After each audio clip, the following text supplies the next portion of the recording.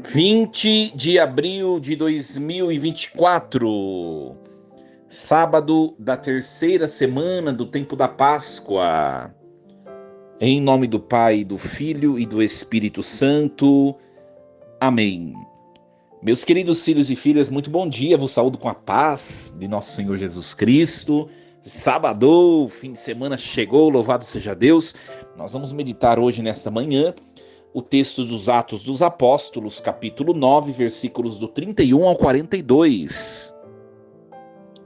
Naqueles dias, a igreja vivia em paz em toda a Judéia, Galiléia e Samaria. Ela consolidava-se e progredia no temor do Senhor e crescia em número com a ajuda do Espírito Santo. Pedro percorria todos os lugares e visitou também os fiéis que moravam em Lida. Encontrou aí um homem chamado Enéas, que estava paralítico e há 8 anos jazia numa cama. Pedro disse-lhe: Enéas, Jesus Cristo te cura. Levanta-te e arruma a tua cama. Imediatamente Enéas se levantou. Todos os habitantes de Lida e da região de Saron viram isso e se converteram ao Senhor. Em Jope havia uma discípula chamada Tabita, nome que quer dizer gazela. Eram muitas as boas obras que fazia e as esmolas que dava. Naqueles dias ela ficou doente e morreu. Então levaram seu corpo e o colocaram no andar superior da casa. Como Lida ficava perto de Jope, e ouvindo dizer que Pedro estava lá, os discípulos mandaram 2 homens com um recado: Vem depressa até nós. Pedro partiu imediatamente com eles. Assim que chegou, levaram-no ao andar superior, onde todas as viúvas foram ao seu encontro. Chorando, elas mostravam a Pedro as túnicas e mantos que Tabita havia feito quando vivia com elas. Pedro mandou que todos saíssem. Em seguida pôs-se de joelhos e rezou. Depois voltou-se para o corpo e disse: Tabita, levanta-te. Então ela abriu os olhos, viu Pedro e sentou-se. Pedro deu-lhe a mão e ajudou-a a levantar-se. Depois chamou os fiéis e as viúvas e apresentou-lhes Tabita viva. O fato ficou conhecido em toda a cidade de Jope e muitos acreditaram no Senhor. Palavra do Senhor, graças a Deus. Meus queridos filhos e filhas, nós continuamos com os Atos dos Apóstolos, acompanhando a Igreja Nascente, dos Atos de Paulo, a conversão de Paulo. Agora voltamos para os Atos de Pedro, a experiência dele com os demais apóstolos. O texto agora já diz que a igreja vivia em paz em toda a Judéia, Galiléia e Samaria. A igreja crescia,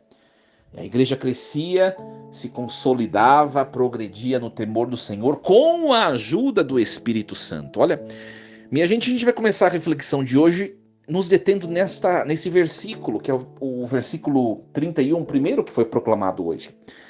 Primeira coisa, não existe crescimento sem a ação do Espírito Santo, o auxílio, a ajuda, ou até mesmo um outro verbo, a consolação do Espírito Santo. A igreja progredia porque o Espírito Santo era a seiva que percorria suas veias, era efetivamente a alma que dava mobilidade a essa igreja que crescia. Minha gente, tem muita gente tentando vitalizar tantas dimensões da sua existência sem a presença de Deus. Isso é mera ilusão, né? Por quê? Porque tudo o que se constrói fora de Deus, fora da presença moral divina, a tendência é ao fracasso. Por quê? Porque só Deus é eterno. Só Deus é eterno. A presença de Deus, ela se dá de diversas maneiras. A gente tem que entender um pouco isso. Primeira coisa, Tudo que existe e que aparece é sustentado por Deus. Não existe nada que exista sem que Deus lhe confira a existência. A existência. Se existe é porque Deus está permitindo a existência. Isso é uma coisa que a gente tem que entender. Então, o primeiro tipo de presença de Deus é a presença chamada ontológica, ou seja, Deus sustenta aquilo na existência. Só que essa presença é muito pouca. Por quê? Porque aquilo que existe pode, de fato, ter a presença de Deus na sustentação do seu ser, só que pode carecer da presença de Deus de outra maneira, que é a chamada presença moral, né? A presença quando Deus ele é querido ou desejado, né? Então é muito diferente, muito diferente, muito diferente. Eu vou dar um exemplo para vocês entenderem melhor. Isso é um pouco de filosofia, né? É um pouco de teologia, mas para você entender melhor. Eu vou dar um exemplo, tá bom? Eu tenho uma casa, um exemplo, tá? E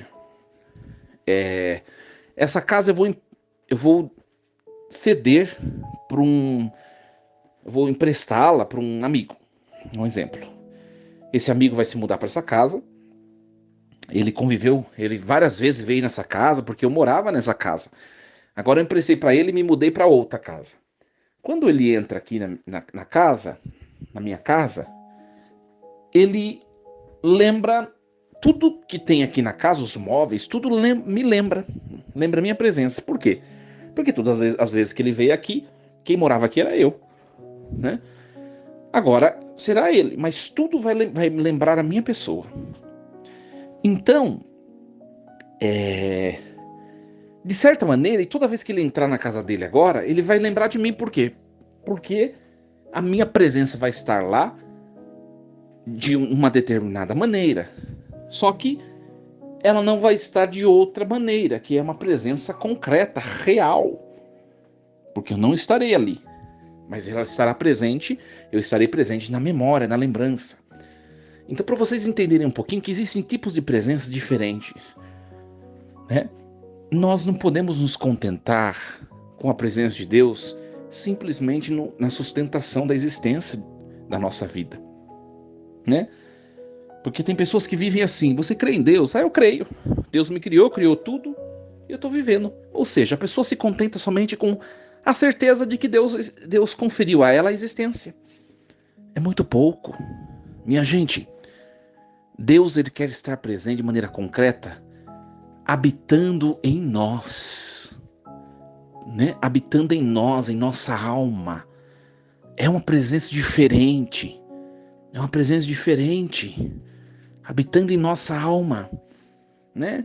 Quando nós estamos efetivamente em estado de graça santificante, quando nós estamos em comunhão com Deus, minha gente, a presença de Deus ela é muito superior, muito superior. Voltando ao exemplo da casa, aquele meu amigo ele entra lá, ele sente que eu estou presente ali em tudo que tem na minha casa, que eu emprestei para ele. Mas eu não estou ali. É uma presença muito inferior, né? Quando eu chegar ali para visitá-lo, né? Aí será uma presença concreta e muito superior, porque lá eu estarei de maneira concreta, não somente sustentando aquilo que existe para que ele usufrua. Não, mas a minha pessoa estará lá. É a mesma coisa a Deus. Mesma coisa a Deus. Eu vou fazer uma pergunta para você que está me escutando, né? Deus, na sua vida, ele habita na sua alma, pelo seu estado de vida espiritual, né? Pela sua prática religiosa, pelo seu modo de viver. Ou Deus para você é uma abstração, é simplesmente algo não concreto, real, tocável, possuível na sua alma, no seu coração. Essa que é a questão. Minha gente, quando a gente é detentor da força do Espírito Santo, coisas maravilhosas Deus faz em nosso benefício. A gente tem que levar essa certeza junto de nós. Coisas maravilhosas Deus faz em nosso benefício. mas é preciso possuir a Deus. Aqui está dizendo que o Espírito auxiliava a igreja, por isso a igreja crescia. E nós vamos ver o ato de Pedro de ressuscitar um morto. Não foi Pedro quem fez tal prodígio, mas foi esse mesmo Espírito Santo que auxiliava a igreja, que estava na alma de Pedro, quem fez com que aquilo acontecesse, porque Pedro, na sua humanidade, ele não tinha condição nenhuma. A gente precisa se convencer de que muitas coisas na nossa vida, começam na nossa vida pessoal, depois na nossa vida familiar, e depois tantas dimensões da nossa existência, nosso trabalho, nossa vida social. Sem Deus, tem coisas que não vão sair do lugar. Eu vou fazer uma outra pergunta para você. Existem situações na sua vida que já não dependem de você para as coisas caminharem à frente, saírem do lugar, se edificarem ou crescerem? Existem situações assim? Eu tenho certeza que existem. Tá? Aliás, o próprio Deus permite isso, por quê? Para que nós sintamos necessidade de possuir a Deus. Ele pode coisas que para nós são impossíveis. O que acontece? Acontece que tem gente, um monte de gente, né? A maioria dos seres humanos percebem que existem muitos desafios na vida que não conseguem sozinhos, mas não querem se comprometer com Deus. É tolice. Então, minha gente, nesse sábado, peçamos a presença edificante, salvífica do Espírito de Deus, que habite em nós, em nossas casas, em nossos trabalhos, e faça obras prodigiosas e grandes transformações. Que Deus assim nos ajude. Um bom fim de semana a você. Amanhã é domingo.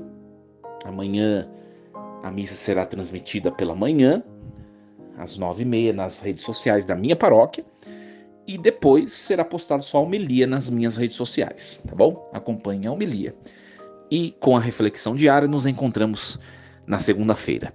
Bom fim de semana, Deus os abençoe e os proteja sempre. Em nome do Pai, do Filho e do Espírito Santo. Amém. E lembremos-nos sempre, Deus está no comando de tudo.